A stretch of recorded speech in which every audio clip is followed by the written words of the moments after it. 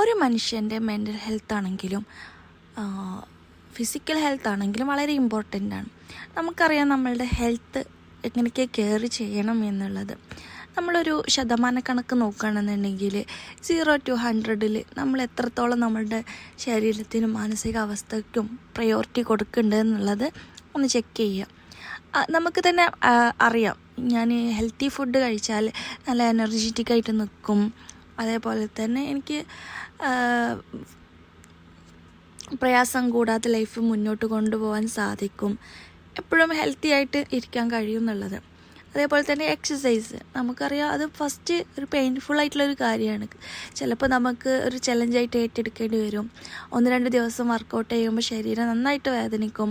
പിന്നെ ഒരു 3-4 ദിവസം അല്ലെങ്കിൽ ഒരു വീക്ക് കഴിഞ്ഞാൽ നമുക്കതൊരു ഫിസിക്കൽ ബോഡിക്ക് മാച്ചായിട്ട് വരും, ബോഡി പെയിനൊന്നും ഇല്ലാണ്ട്. പക്ഷെ അത് ആ ഒരു ചലഞ്ചിങ് ഫേസ് നമ്മൾ എപ്പോൾ ഇത് ചലഞ്ച് ഏറ്റെടുക്കാൻ തയ്യാറാണ് എന്നുള്ളത് നമ്മൾ തന്നെ സ്വയം ഏറ്റെടുക്കുമ്പോഴാണ് ആ ഒരു പീരീഡ് ഓഫ് ടൈം നമുക്ക് വളരെ ഈസി ആയിട്ട് മുന്നോട്ട് കടന്നു പോകുന്നത്. അത്രയും നമ്മുടെ തീരുമാനം ഉറച്ചു നിൽക്കുമ്പോഴാണ്.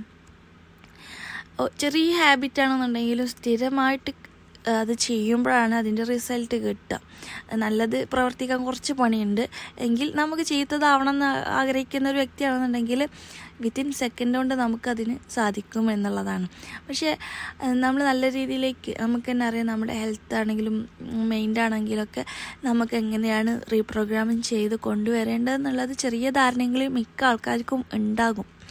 അപ്പോൾ എക്സസൈസ് ചെയ്യണം, എൻ്റെ ഹാബിറ്റ് ശരിയാക്കണം എന്ന് ഉറച്ചു നിൽക്കുകയാണെന്നുണ്ടെങ്കിൽ ആ തീരുമാനത്തോട് നമ്മൾ നീതി പുലർത്തുമ്പോഴാണ് നമ്മൾ സെൽഫ് റെസ്പെക്റ്റിനും സെൽഫ് കെയറിനൊക്കെ വളരെ ഇമ്പോർട്ടൻ്റ് കൊടുക്കുന്നുണ്ട് എന്നുള്ളത് പ്രൂവ് ചെയ്യുക. നമ്മൾ നമ്മളെ തന്നെ പ്രൂവ് ചെയ്ത് കാണിച്ചു കൊടുക്കുക എന്നുള്ളത്. പലപ്പോഴും സെൽഫ് എസ്റ്റീം എന്ന് തെറ്റിദ്ധരിക്കപ്പെടുന്ന ഒരു കാര്യം, മറ്റുള്ളവർ നമ്മളിങ്ങനെ കുറ്റപ്പെടുത്തുമ്പോൾ അവരെ എതിർത്ത് എൻ്റെ സെൽഫിനെ അത് റിഗ്രറ്റ് ചെയ്തോ, അതുകൊണ്ട് ഞാൻ എതിർത്ത് പറഞ്ഞു, അങ്ങനെയൊക്കെ പറഞ്ഞുകൊണ്ട് പറയുന്നവരുണ്ട്. സോ അതിനേക്കാൾ ഇമ്പോർട്ടൻ്റ് ആണ് നമ്മളുടെ ഫിസിക്കൽ ആൻഡ് മെൻ്റൽ ഹെൽത്തിന് നമ്മൾ പ്രയോറിറ്റി കൊടുക്കുന്നുണ്ടോ, കെയർ കൊടുക്കുന്നുണ്ടോ.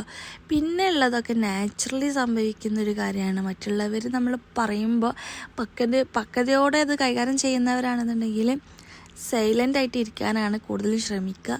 പിന്നെ എല്ലാത്തിനും നോ പറയണ്ടെന്നല്ല, അല്ലെങ്കിൽ എല്ലാത്തിനും പോയി യെസ് പറയണമെന്നല്ല. യെസ് പറയേണ്ടടുത്ത് യെസ് പറയുക, നോ പറയേണ്ടടുത്ത് നോ പറയുക.